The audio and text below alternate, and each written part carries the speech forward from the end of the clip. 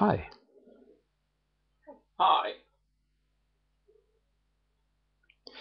I understand that for those watching online, some greedy and selfish person is sticking commercials in the middle of my words. Until we find a cure for this disease called capitalism, there's not much we can do about it. Gimli says that if you put an ad block like AdBlock Plus in, it may block those commercials. I recommend everybody try it. And in the worst case, just pull me up in 2 separate windows. And when a commercial comes on in one, mute it and switch to the other one. Then you won't miss anything. We okay, Jules? All right.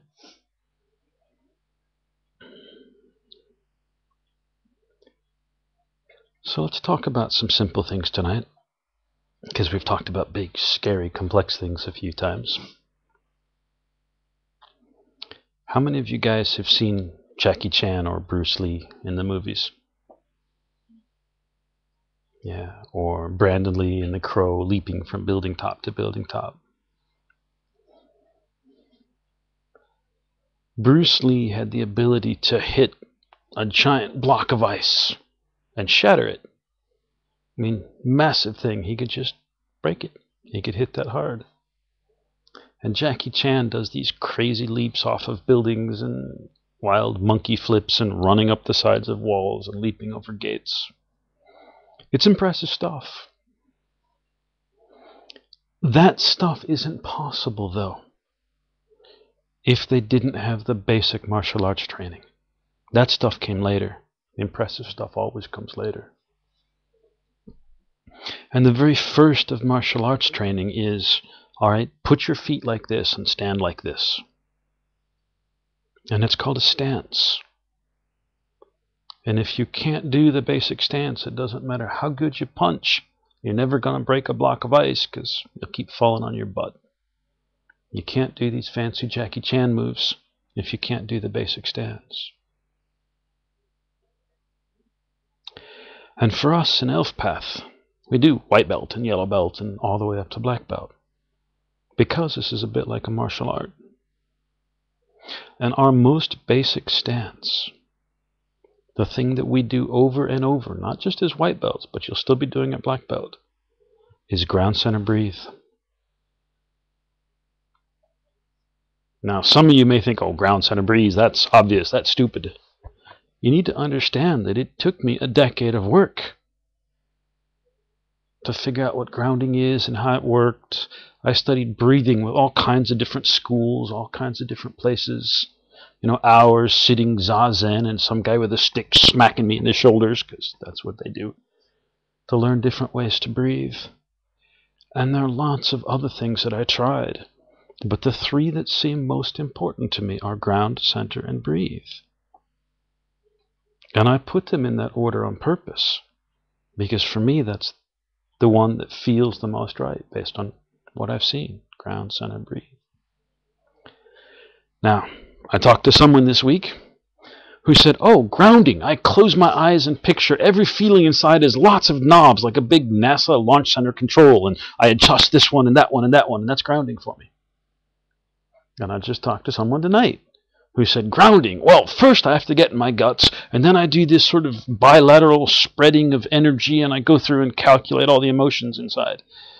And that's great. I mean, both those things are awesome, but that's not what I'd consider grounding.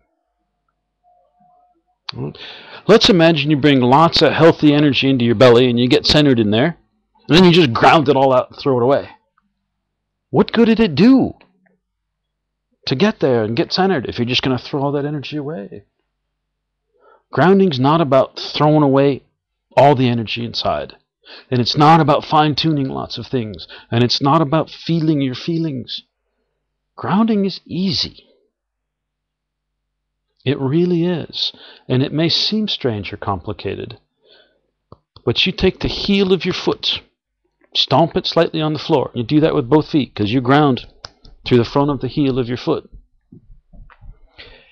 And you don't have to calculate or measure anything. You just imagine all the emotions, all the feelings, all the energy that's bouncing around inside you. like electricity bouncing around inside an electrical thing that's going wrong, little bolts and jolts firing all over the place. And you just take all that and just imagine it, just take a grounding wire like a lightning rod and just imagine it going down the grounding wire into the ground, and it's gone. There's no fancy stuff. There's no calculating emotions. There's no finding out what you're feeling. You just imagine all the noise bouncing around, and the noise, and it's gone. And this grounding rod that runs from the heel of your foot up through your legs into your belly isn't something you make each time. Right? When somebody's got a grounding rod on their chimney, they don't take it down after the storm and run back and put it up when the next storm starts. It stays there all the time. And this grounding rod inside stays there all the time. And so anytime there's a little flash of anger bouncing around in your guts and heating things up, you just, touch it to the grounding rod and it's gone. Anytime there's frustration or fear, it's an energy. Just touch it to the grounding rod and it's gone. You don't take your grounding rod and stick it in an electrical outlet. That grounds your whole house. Is not a good idea. At the very best, you'll have to go and reset your breakers. At the worst, you get hurt doing this. Grounding rod isn't calculating, isn't measuring, isn't any of that stuff. Grounding is just keeping this sort of grounding rod that runs down your legs there all the time. And whenever something's going bzzz and it's noisy, just touch it to that grounding rod. And it short circuits right into the ground and it's gone. You just keep that grounding rod all the time. So you got lots of, noise, frustration, fear, anxiety, drama, chaos, whatever going on, bouncing around here. If the first thing you try to do is center, you got to get through all that messy stuff. And it's like trying to climb up on top of a stool that's sitting on top of your house in a hurricane. It's really complicated because all this stuff is knocking you around. But if you can take the very first thing and just imagine all the noise in you and just touch it to the grounding rod and just watch it go whoosh, gone. Oh, there's some fear, gone. There's some anxiety, grounding rod, gone. It's that easy. If you can do that, it shouldn't even take thought. It's more like imagining all of the noise in your body and just kind of go whoosh, and it's gone. You can make a little noise if you like. For a lot of people, noise helps. Noise actually focuses your thoughts. If you find a noise that represents grounding, it might be right, is that electricity that runs through the grounding rod. And it might be whoosh, or as you flush it. I don't know. It doesn't matter what it is. But if you find a noise that works for you, use it. Actually make this noise out loud. If you find that a gesture helps. If you ever study one of these games that have magic, all the magic spells have somatic components. And these are gestures and words, verbal components and somatic components. So you might say abracadabra and go and you make a ferret appear. Abracadabra! Right? And you can have a whole house full of ferrets if you walk around doing this. Right? Or armadillos. The verbal and somatic components help. And if you play one of these kind of games that involves magic, what you find is you get higher and higher level. You can take the somatic component out, the movement component, because you've gotten better. And so, at level 5, you can do a level 1 spell without the somatic component. At level 10, you can do a level 1 spell without the verbal or somatic. You can just, and your ferret appears. Okay? But when you're starting out, the verbal and somatic components can help. And it's true of what we do. It's a way to direct your imagination. When you're trying to ground and have trouble, take that heel of your foot, just boom, boom, just gently. Just feel it thump into the floor. Maybe if you're a shaper, you want to do a little harder. Boom, boom. You want to feel it. And you're not creating anything when you do that. You're just reminding your belly that this grounding rod is there. Boom, boom. And maybe when you're a white belt first getting started, you have to install this grounding rod. You have to install the thing running down your legs and into here and then deep into the ground. Maybe when you're getting started, you have to do that. I'll let you guys work that out with your teachers. By the time you're yellow belt or beyond, that grounding rod should be there all the time. Right? So, first step, boom, boom. Just slap the heel slightly. And then find your sound and your gesture. And you're done. You may find you have to do a little bit slower to go through your whole body. You know, make a sound and a gesture. And all that stuff is gone. I can reach out and ground a whole room. Right? I can reach out wherever you are around the whole world.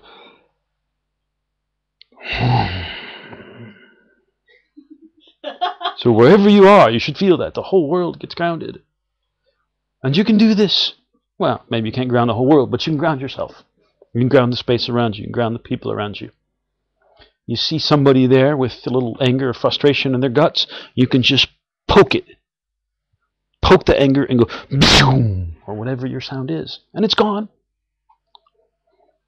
I want everybody to understand that grounding's not complicated. And more importantly, I think that the people who don't understand things make them complicated.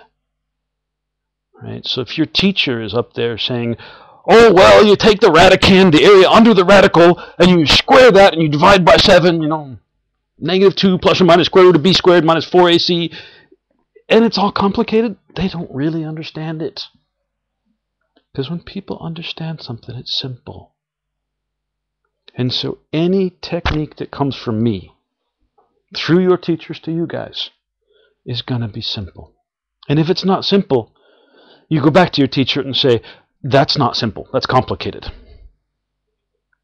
And if it's complicated, it didn't come from Angel, so help me out here. Grounding is simple. Stomp your heel slightly, imagine that grounding rod, and just take all the noise and touch it to that grounding rod. And you're done.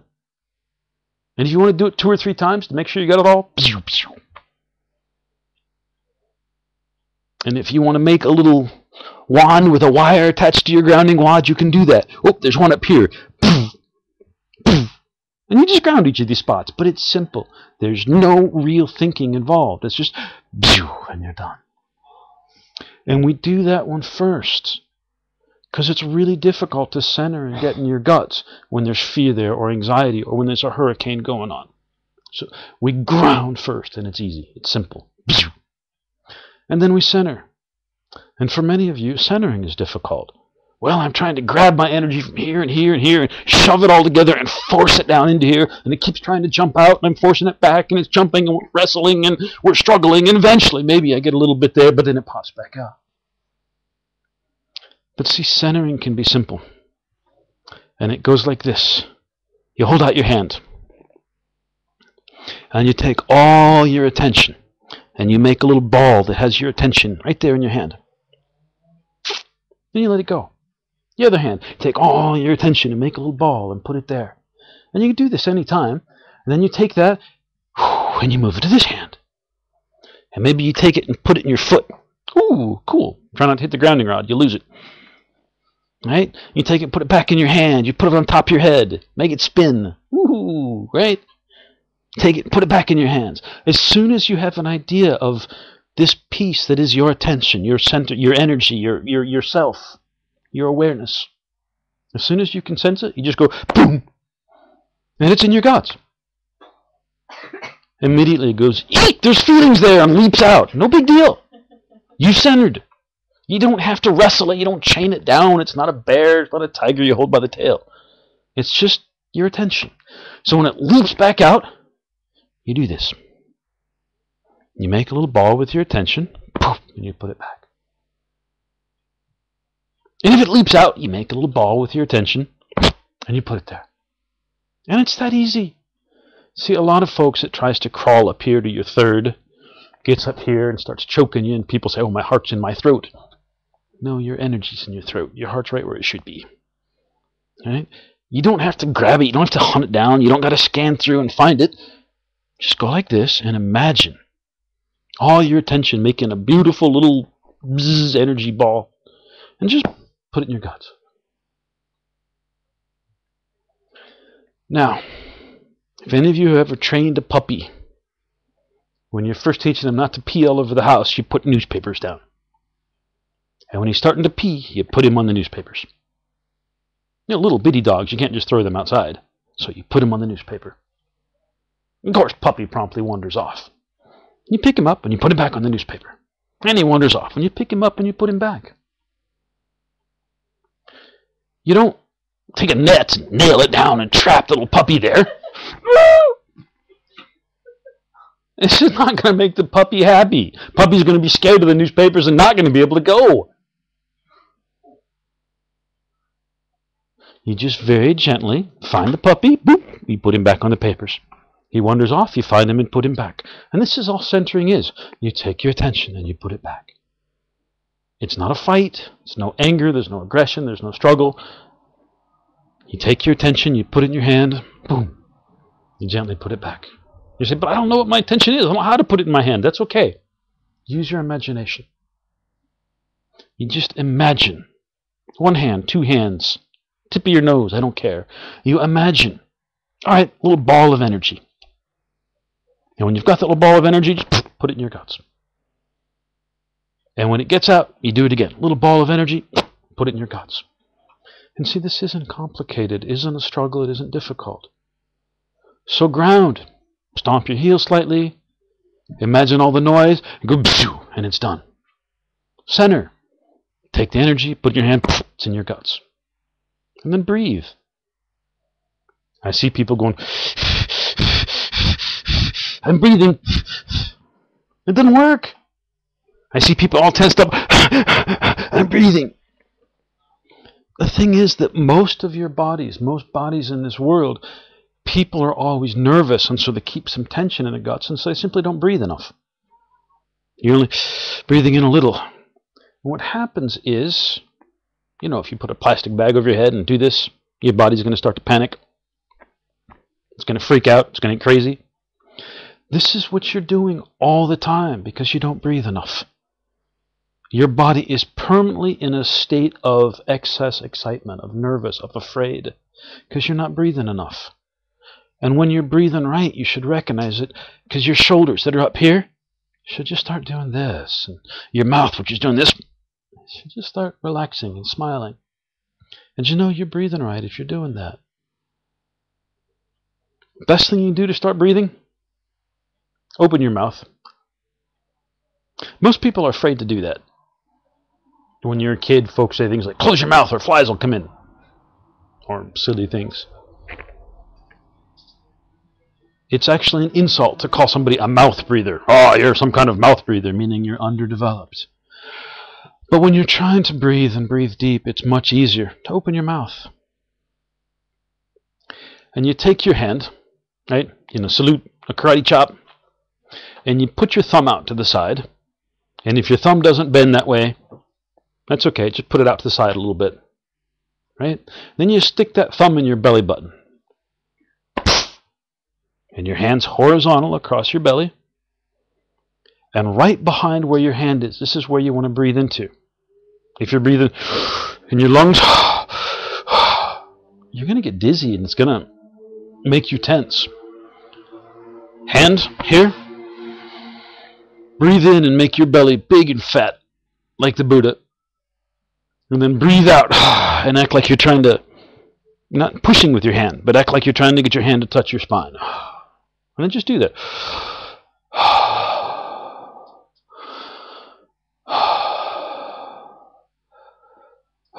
You don't got to do this all day long. But when you're nervous, anxious, upset, and you're trying to do ground center breathe, heels, lightning rod, center, and once your hand's already there because you're just centered,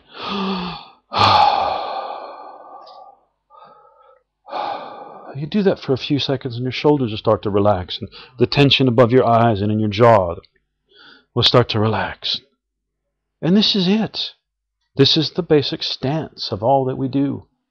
There's no adjusting knobs. There's no bifurcated channels of energy. There's no scanning anything.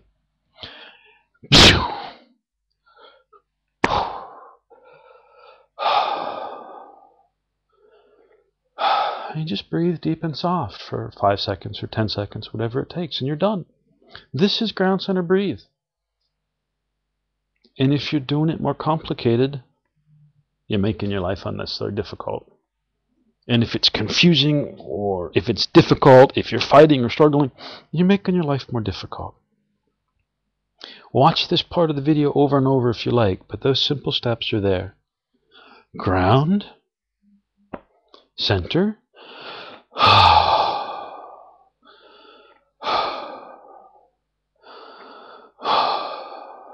and you start to relax. And all that noise and buzzy and chatter and the roar and the wah and all that just starts to relax. It's easy. So, if you're having trouble with ground center breathe, or you don't do it exactly like this, go back and retrain yourself. If it does involve centering first so you can feel where the energies are to ground them, go back and retrain yourself. Go back and redo the basics. Do them in this order. Ground, center, breathe. And you'll know you're doing it right because your whole body will go, oh, at last. I've had that noisy stuff all day. Oh, wow. Hey, I can feel again. I can move. All that tension is melting away. And if you've been carrying that tension for hours, energetic tension creates emotional tension, which creates physical tension. You've been carrying it for hours, the tension in your shoulders and neck isn't going to go away right away. You spent hours putting it there. You may have to actually stretch gently for a little bit. You may have to move a little bit to work out some of that tension. You can do that. Okay? But the actual process should take you 3 to 5 seconds. Ground, zoom, center, breathe. It's that easy. And it's not just this. If there's any elf path process you're finding difficult, if you find sweet just way too complicated to figure out, find your teacher and say, it's complicated. And they'll say, then you're doing it wrong. Let's start over. Because none of this should be complicated. We're trying to create a path you can walk every day for the rest of your lives. We're trying to teach you to heal people by putting your hands on. And someday, fly. Levitate things with your mind. Talk mind to mind. And if the most basic stuff, the stance, is intensely complicated, how will you ever get to that fancy stuff? It's going to get more and more and more complicated. You have to be a genius to do it. No. Sitska's 2-year-old can do some of this stuff. Ground, center, and breathe. It's easy. And it's simple. And there may be rare moments in your life where you're totally panicked and freaked out where it's not easy. Just because there's so much emotion or so much chaos. That's okay. It's still simple. If you're going to get in a martial arts duel and you're blocking and jumping around and so on, you don't have time to think about where your feet are in your stance.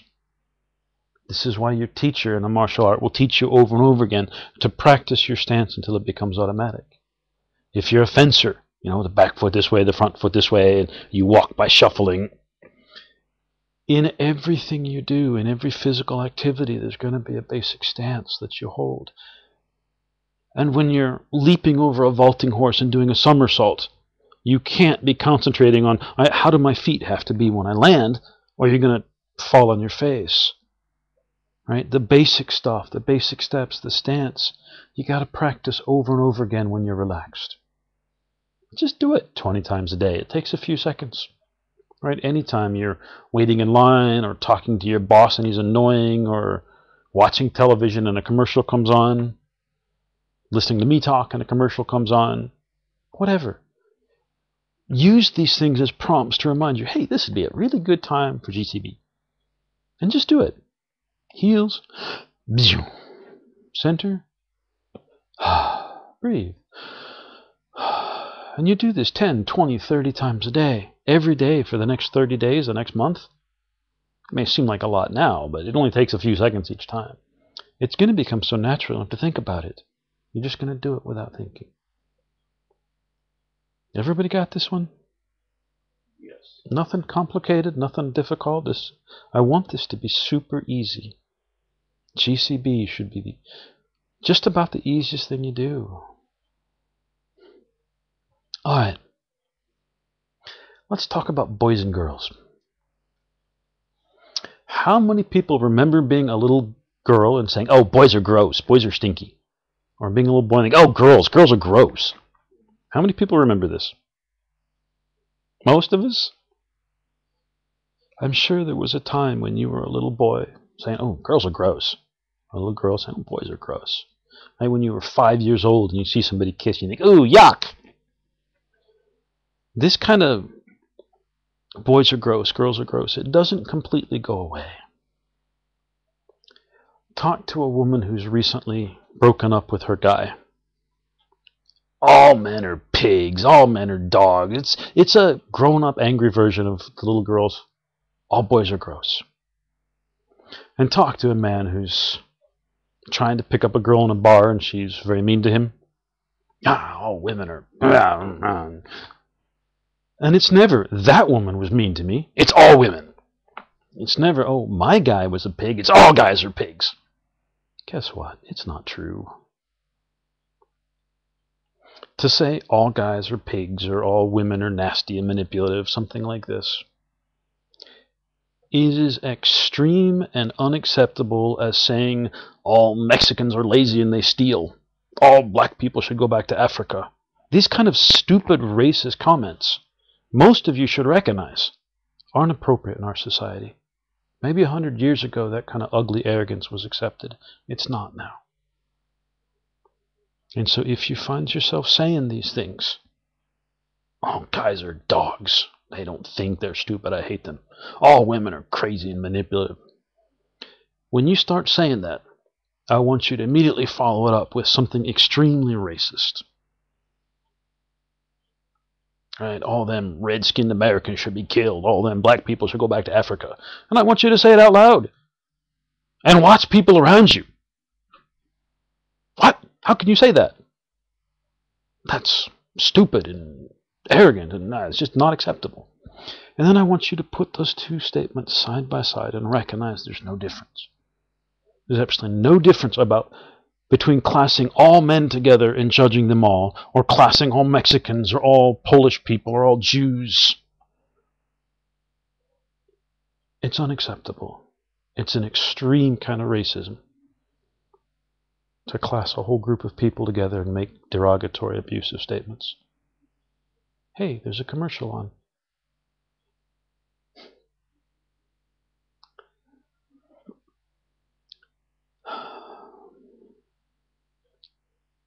I want you folks to become aware of this, because every one of you has it.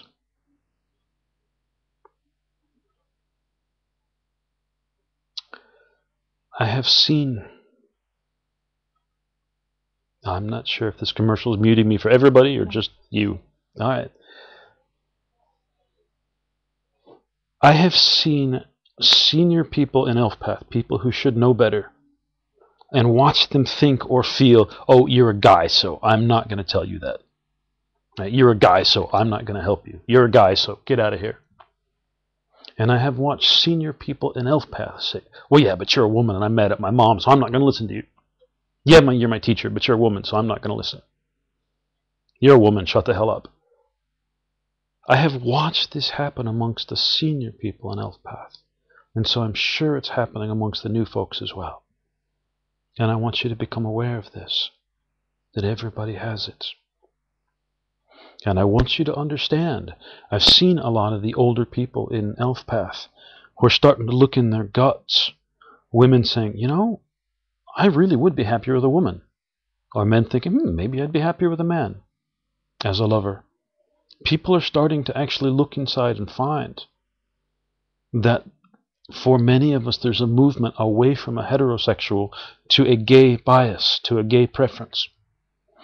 And a logical outcome of that, Imagine you're a woman who's dated men for years, and you suddenly find yourself attracted more to women.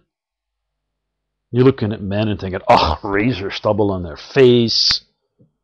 They stink, hairy chests, big, clumsy, leaving their stuff all over the house. They never listen when I talk.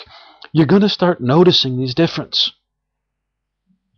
And likewise, men starting to become more attracted to men are going to notice all these things about women that they have always been a little bothered by. When that happens, you're going to jump back to that 5-year-old. Ooh, all girls are gross. And I want you to become extra aware of this. I want you to work extra hard to become aware of this. Something in you is going to be saying, oh, all boys are gross. All girls are gross. And see, that's incredibly handicapping in Elf Path, because we have both boys and girls. Your teachers will be both men and women. Your students will be both men and women. Your classmates will be both men and women. New ideas coming down from the top might come from me, and at this point I wear a male body. They might come from Rohan. At this point she wears a female body. You can't downclass or downgrade things because they come from someone of a specific gender. And the only way to get past it is to begin to become aware of it. And especially if you're starting to think, you know, I've always thought of myself as straight, and now I think I'd be much happier if I explored a gay life. Especially if you're doing that, you're going to find the stuff that you used to tolerate annoying or disgusting or frustrating. Become super aware. We can't afford to throw things away between us because of gender. And see, that's only the second most important thing. The most important thing is, I don't care what your body looks like, you've got male energy inside. You've got a male energy node, and you've got all kinds of male things inside. You've got a female energy node, and you got all kinds of female stuff inside. Everybody does. The Chinese spoke of yin and yang, the circle with the black and white apostrophes in them. When they spoke of this, they called it the male and female energies. And some of you are going to think, oh, that's sexist. Saying this is male and this is female, this is masculine, this is feminine. We have to, In the modern world, we're trying very hard to pretend there are no differences between boys and girls. That might look sexist. At the same time, we're saying, oh, all men are gross, all women are disgusting. It doesn't work. There are differences between male and female energies. Now, those of you who have been around long enough to have picked a life path archetype, say you're an A1F, you have to understand and hold the A1F, but you also have to understand and hold the A1M. You have to grow up both those parts in yourself. When Roha works with you folks, sometimes she'll hold the A3F and be this mother energy for people. Sometimes she'll hold the A3M and be a father energy. Focus a little bit and, hey, pay attention. Sometimes, oh, it'll be okay. And sometimes it's, hey, straighten up. And both of those are very helpful. And she can easily switch back and forth because she's integrating both the male and female pieces. And see, every one of you is going to have to do this. You have both male and female bits inside. No matter what bits you have outside, your inner bits are both male and female. And if you've got a part of you saying, oh, all males are gross, all females are liars, whatever it is, you're going to take those parts of yourself which should be powerful and healthy and supporting you, and you're going to start turning them down. I don't want to hear that. I'll just turn it down. I'll just lock it up in a cage and ignore it. And you can't. You can't be healthy with this part of yourself ignored. You have both boy and girl inside. Everybody does. And if you want to be a spiritually mature adult, both the inner little boy and the inner little girl have to grow up. Both the men and fen have to become strong. Just about every spiritual path I've studied talks about the sacred marriage. And this isn't where a very spiritual man and a very spiritual woman get married and raise kids. The sacred marriage is inside. When the very male elements of you and the very female elements begin to get along, and then they get to know each other better, and eventually you begin to fall in love with yourself.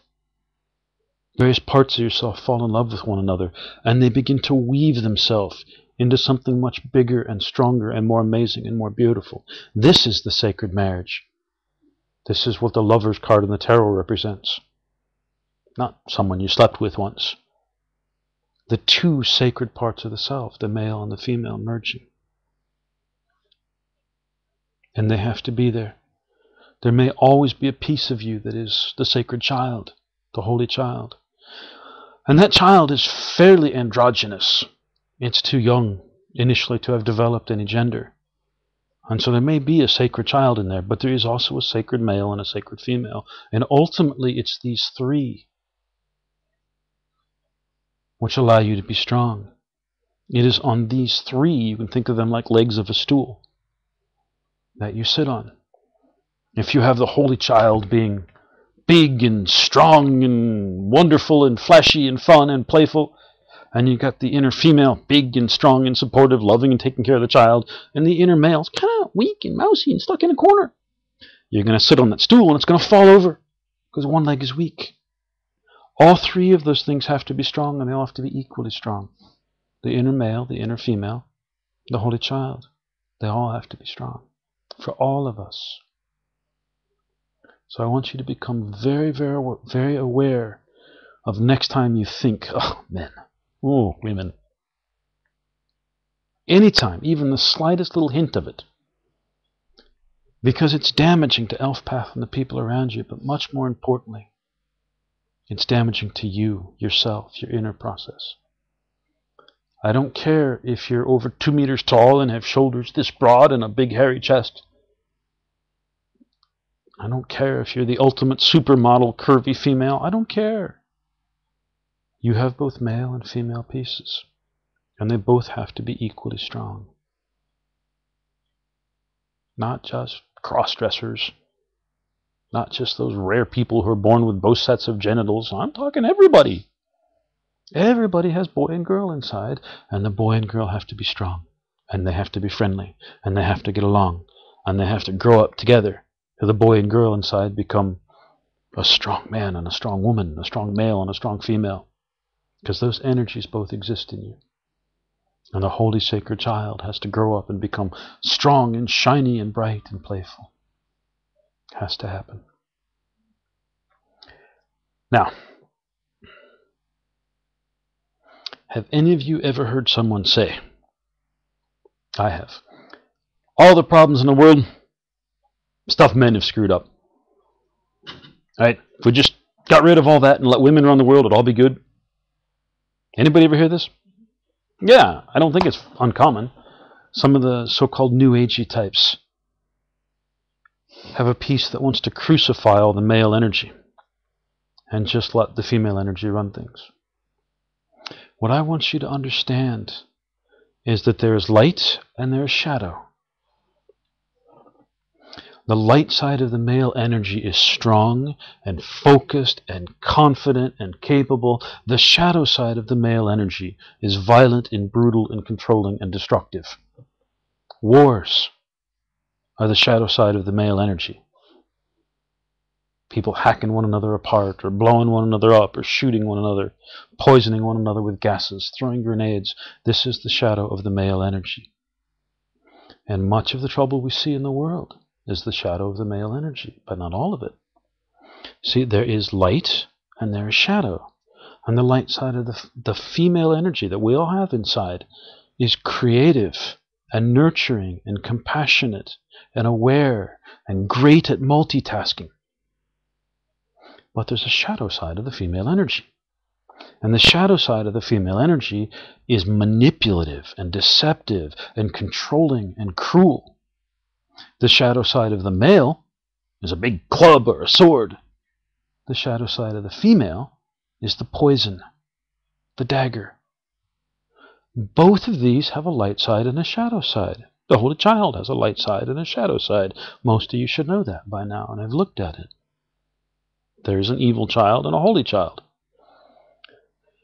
Now, look at the CIA, an organization that supposedly keeps the world safe. More governments, third world governments, have been overthrown by the CIA than perhaps any other organization in the world. They go in and assassinate people and manipulate things and cause a rebellion and put a new government in place. The Russian KGB was the same. They would go in and manipulate and lie. They would grab people and capture them and torture them. They would have spies sneaking around gathering information. This is the shadow of the female energy. Whereas the shadow of the male is violent and destructive. The pieces that are manipulative and cruel, deceitful, these are the shadow of the female. Now, for those of you out there saying, oh, no, that can't be true, I want you to understand, everybody has light and shadow. And if you make a list of 100 characteristics of what is in power, light side, female energies, and you take every one of those and turn them around, you'll discover the shadows. And you'll find what I'm talking about. The world is not falling apart now because of the shadow male energy or the male energy generally. It's falling apart because of the shadow. And the wars and the violence, that's shadow male energy. But the manipulation, the screwing up of the monetary system, the sneaky stuff, the lies, the deceit, this is the shadow of the female. We need to get past this arrogant, bigoted, racist idea. A cabal of Jews is running the world. All black people need to go back to Africa.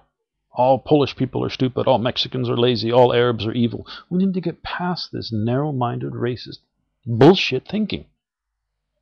And the idea that, well, all the problems are caused by men and all women are good and holy is the same kind of thing. The same kind of narrow-minded thinking. The problems are caused by the shadow. Whether shadow of male, shadow of female, shadow of the Holy Child. The problems in this world are being caused by those shadows. We cannot create this into a healthy world. I'm not negotiating. I'm not offering you guys options here. I'm telling you, we cannot make this a healthy world without developing powerful, strong, unyielding, healthy male energies, and powerful, strong, uncompromising female energies, and powerful, bright, shiny, uncompromising Holy Child energies. We simply cannot fix the problems this world's undergoing without developing all three. So the ones of you, perhaps the boys who look in the mirror and think, oh, I'm a man and so, I'm terrible. I have to shut down everything male about myself and be quiet and meek. You'll never be any good to the world. And those of you who are women saying, oh, I don't like the parts of myself that are manipulative and deceptive. I'm going to shut down all that women stuff and just, I don't know, become a CEO or successful in business and very driven and focused. And you can't throw away the female energies. You can't. And you can't throw away the Holy Child. Not if you want to be healthy. Not if you want this world to be healthy. And you know what? We don't need them to be in balance as far as, oh, this is too strong, let's turn it down. We want to make each one of those three as strong as possible. If you're great at the Holy Child energies and not as good at the male and female, that's okay. You don't have to turn the Holy Child down. Go ahead and be playful and rowdy and fun and lighthearted and celebrate life and experience joy. Make that Holy Child stronger. And in doing so, you can teach the people around you. If you're really good at the more traditional female energies, at nurturing, at taking care of others, at listening, at counseling, at providing for, don't try and turn that down so you stay balanced. If that's what you're good at, make it big and huge and shiny and bright. And the people around you will learn from that and grow. And if you're good at the male energies of making decisions and being strong and focused and telling people what to do, don't try and turn that down so that you're a properly balanced, socially acceptable, approved by the New Age kind of person. Don't try and turn these pieces down. Take the male pieces you find inside and make them as bright and strong and vibrant as you can. Take the female pieces you find inside and make them as big and voluptuous and powerful and happy as you can. Take the Holy Child pieces and make them as big and bright and celebratory and shiny as you can. Make all these pieces grow. You want people to look at you and say, you know, you are the most masculine person I know. Then say, you know what, you're also the most feminine person I know. You want to hear this. You're doing something right when you hear this. You want to make them both strong. There is one of these dark future type books. It might be 1984 by Orwell, something like that, where they take the smartest people in society and they have to wear headphones. And every so often they hear some horrible jangling noise in their headphones to distract them, so they can't ever think clearly. And the people who are most athletic, they have to carry extra weight around and such, because they're trying to take all the best people and lower them down to average so that nobody stands out, so we all get along. This kind of approach won't work. This kind of shadow side, shutting down, destroying, crippling the parts of yourself that are strong, isn't the answer. The answer is to take the male parts of yourself, the parts that want to be assertive, that want to shout, and the ones that see a problem and want to jump in and fix it. To take the female parts of yourself, the parts that want to nurture and help and support. The Holy Child parts that want to celebrate and dance naked in the rain and skip and play. And you want to make all of them strong. And whichever one comes up, you want to use that one and celebrate it, make it strong. Whichever one. All of them need to be strong. Now, when you get up towards Greenbelt and you're bringing the heart online and you're teaching others, your teachers are going to come to you and say, hey, your male energy is great, but your female energy is weak. Or vice versa. And when they do, they're not telling you, well, shut this down. They're telling you, spend more time on the one that isn't as strong. That is, when you get older, you're going to take the ones that aren't as strong and you're going to make them stronger to keep your three-legged stool balanced. But until you hit Greenbelt, don't worry so much about that. Take all these pieces and make them strong as possible. And if you ever find yourself criticizing all men or all women, or saying, oh, I hate children, they're noisy and obnoxious, if you're criticizing somebody for being loud and rowdy and playful, stop yourself and recognize that you're criticizing one of these three sacred energies. And because all communication is autobiography, when we criticize something out there, we're criticizing something in here. Oh, that person's just too pushy. Well, you're criticizing something inside yourself. You either feel it's too pushy or you want to be more pushy and you're trying to stop it. That person's too loud. That person's too quiet. That person thinks too much. That person is too emotional. You're criticizing parts of yourself. So when you find yourself criticizing the male energy, the female energy, or the Holy Child anywhere in your life, stop and look inside and realize that you're criticizing that part of you. And take a moment and celebrate that part of you. Oh, I'm criticizing people for being loud and rowdy and playful. Let me go inside and find that scared Holy Child and tell it it's okay to be loud and rowdy and playful. Let me celebrate it and build it up and make it jump up and down and make it feel loved and warm and healthy. You find yourself criticizing all men, or even just treating one man badly. You look and say, why am I treating that guy badly? Excuse me. If you find yourself even treating one male badly, look inside yourself and find that male piece inside yourself and recognize that maybe you've been treating it badly, and for just a minute celebrate it. Celebrate that it's male. Celebrate all the things about it that are male. If you don't have it, find a list of all the healthy male characteristics. And when you're trying to celebrate that piece, you're not celebrating a hairy chest or a big beard. You're celebrating all the meta components that are healthy male. So if you don't have this list, find it. They're out there. If you find yourself criticizing feelings or compassion or being sensitive or caring about people or anything that might traditionally be considered a more female energy, think that you realize that you're probably beating up the sacred female within yourself. And take a few moments and close your eyes and, of course, GCB, and go inside and find that sacred female piece and celebrate her. Tell her that you love her, that you want her to grow strong. You want her to be the most amazing, sacred female piece she can be. And when you're done, talk briefly to the male and tell him, I want you to be the most sacred, amazing inner male energies. And the Holy Child, I want you to be the most sacred, amazing, Holy Child energies you can be. Now I understand that many of you have worked through the men and fen, the male energy node and the female energy node. And those of you who've done so realize the male energy node tends to imprint on dad or a strong male figure when you're young, and the female tends to imprint on mom or a strong female. And after you're 15, 20, 30, you've got those pieces inside all the time. You start doing something and you hear mom's voice in your head. Why are you doing it that way? What are you thinking? You never get anything right. You're an idiot. Whatever your mom says, you hear her voice in your head. You hear it going on. And it's coming from places like the female energy node.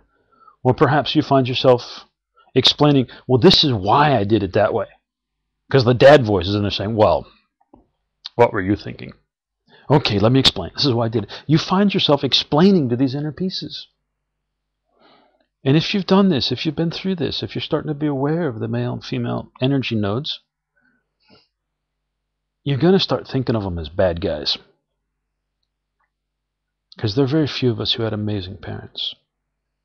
Most of us had parents who criticized, who weren't supportive, who didn't give us what we needed. And the men and fen piece we start looking at as enemies. The idea is not to see the inner male and inner female pieces as enemies. They will be. They'll be out of control and critical and constantly lashing out at you, trying to sabotage you, attacking you with knives, setting fires in your guts. They can be pretty nasty when you first start trying to tame them. But I don't want you to think of them as enemies. This is not your mommy and daddy inside, or whoever it is you've patterned on. This is not them. This is the sacred male and the sacred female inside that nobody ever taught how to be sacred and holy and special. And so they patterned on mom and dad. Your job now is to reparent them. To take them, turn them down, so they're not shouting, shut them up a little bit, and as you do, let them know that you're in control, because they're scared. And when you do, they're going to regress to being really small children. They're very young male and female pieces that are just acting out. And as you do, you start turning them down, you get control. And you start recognizing them as very young male and female pieces. You start parenting the parents inside. You raise them up, not to be your parents, but to be the truly healthy male and the truly healthy female inside. And as you move up through your energy system, you'll find other parts that also interface with the male and female. You have to do this again. Anytime you find a male piece inside that's out of control, it's probably not an enemy. It's part of this sacred and beautiful male inside that never got taught how to be sacred and beautiful, to be special, to be loved and to love. You begin to reparent it and teach it. And likewise, anytime you find a female piece that's nasty or critical or difficult, it's part of your sacred female that never got taught how to love and to receive love, how to care and express that concern, how to be beautiful and to know itself as beautiful. And so your job as you begin to grow is to teach those. Not to shut up and mind their own business, which is what your parents taught you, but teach those that they are in fact part of something sacred and beautiful and amazing. You are part of the sacred female inside me. You're part of the sacred male. And right now you're really out of control, so I'm going to roll up a newspaper and smack you in the nose and say, sit.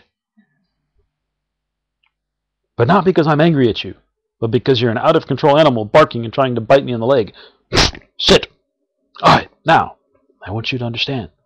You're not an animal.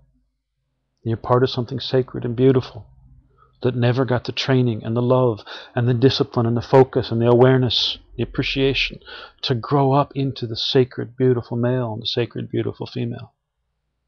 And as you begin to do this, as you treat them as a sacred, beautiful male and female inside and help them grow up, they become not enemies, but embodiments of these two powerful and beautiful parts of yourself.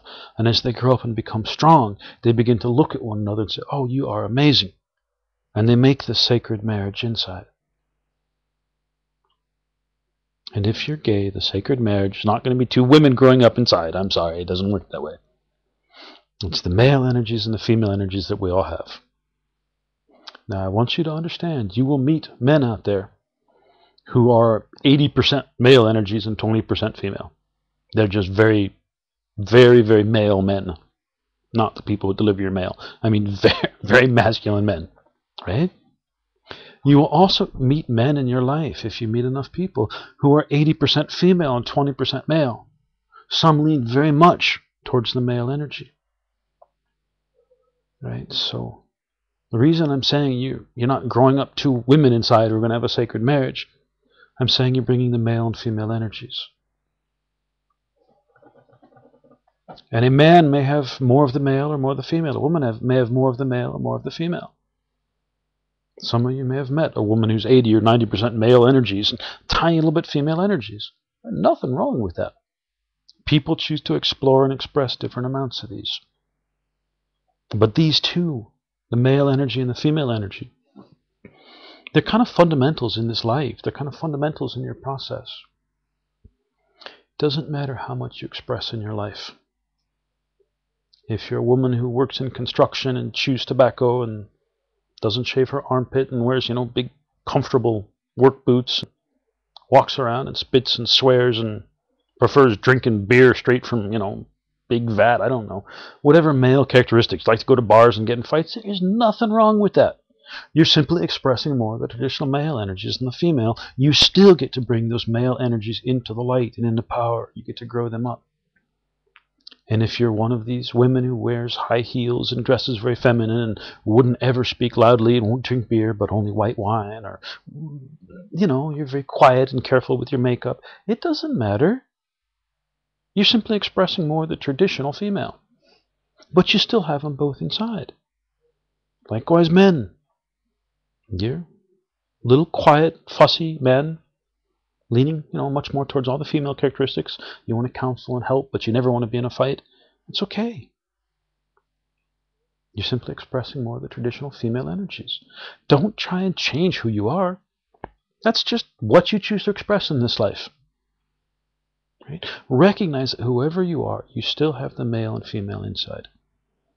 And I don't care if you're a man who's almost all feminine energies, and you've never been in a fight, and you're a great counselor and a great cook and a great listener and all those things, you still have to take the sacred male inside and make it as big and strong and male as it can possibly be. You don't have to change the way you act outside. You can do whatever you want outside. But you still have to recognize the male as sacred. Now, I've done this process for many years. And in that time, I used the tarot cards a lot, because I found there's a lot of truth in them when you know what you're doing. And for 7 or 8 years, 95% of the time, when I laid cards out and I would pull a card to represent me, I'd get the same card. Every time. It was spooky. I would show people, all right, let me pull out a card to represent me. All right, let me lay out 6 cards, and the middle one is going to represent me. 95% of the time, it was the same card. It was the Queen of Cups. It was the female energies focused on emotion. Every single time. I have never been in a fight. I have traveled all over the world and done all kinds of crazy things, and I've never been in a fight. I avoid fights. I don't like to get dirty. I'm fussy about it. Yuck. Right? I'd much rather have nice clothes and a nice house and stay in nice hotels than go camping. Ugh.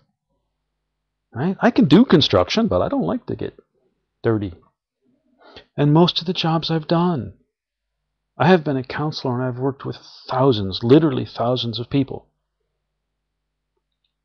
I have never taught people to arm wrestle or, worked in a bar I guess I did work in a bar as a bouncer at one point. All right. Most of the jobs I've had, almost all of them, have been the traditional female. That's what I've chosen to express in this lifetime. You might look at me as a physically large man with a hairy chest and, I grow this big thick beard when it grows in. But the energies I've chosen to express have been the female. And yet I have grown them both up inside. I knew a beautiful woman in Hawaii. I had just come in from my job in construction, and I was covered with mud and paint, and I had tools hanging on my belt, and I was all hot and sweaty because it was Hawaii and I was working outdoors. And she said, "You are the most masculine man I've ever met." And I looked at her because she was an artist, and I said, "You know the art I do. You know that I sew all my own clothes. You know that I'm the best cook you know." And I listed all of these things. And she said, "Well, yeah, you're also, without question, the most feminine man I've ever met." And at that moment, I knew that I was doing something right. Because this woman who's an artist who spent her life studying people and being aware would look at me and say, "You're the most masculine and the most feminine man I've ever met." I thought, I'm doing something right. I'm growing both these pieces up strong and healthy. And this is what I want you to do. Whatever form you wear, whatever your face looks like, whatever your genitals look like, whatever your body looks like, whatever size or shape you are, whatever you choose to do as a job, whatever energies you choose to express, whether you date men or women or goats, I don't care. The male and the female both have to grow up strong and healthy and powerful and be effective parents for the holy child piece, which also has to grow up strong and healthy and sacred. Now, that said, I'm going to go play with it. Have fun. Good night.